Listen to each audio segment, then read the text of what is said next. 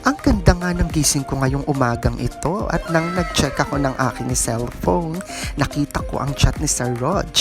At eto na nga guys, nag-chat siya na sabi niya lumabas daw ako ng kwarto para makita ko kung ano ang meron sa labas. At look guys, finally, nagpakita na si Fag. It means ito na ang simula ng taglamig dito sa Saudi Arabia for how many months guys na sobrang init.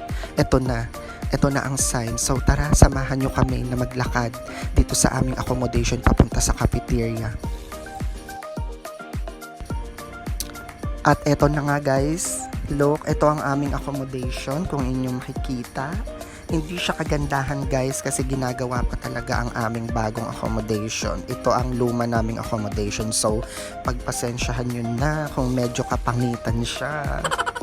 So, ayan, papunta kami ng cafeteria guys dahil magbe-breakfast kami since sinabi ko nga kanina na kagigising ko lang umaga ngayon dito.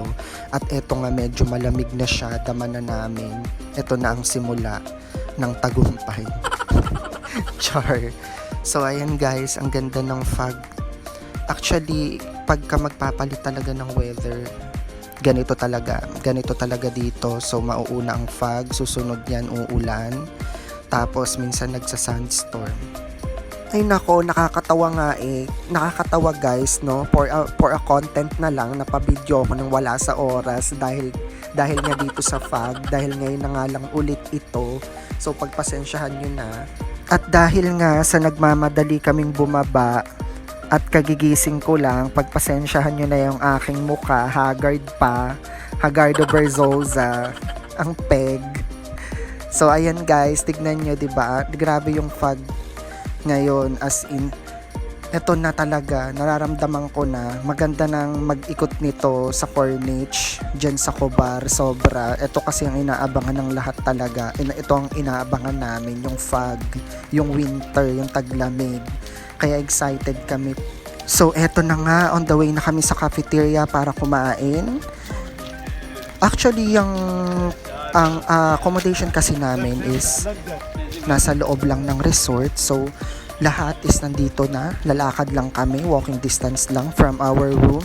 Going to accommodation, going to work is walking distance lang guys.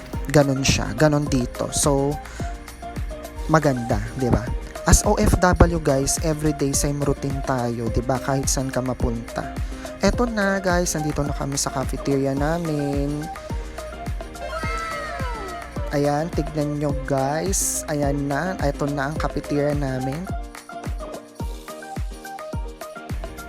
So, ayan na kami with Sir Rog. Masaya na kami kasi busog na. Happy ng mga yarn. Happy yarn.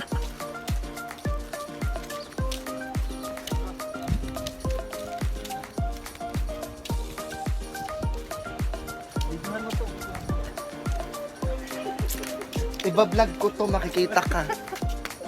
Bawal pa.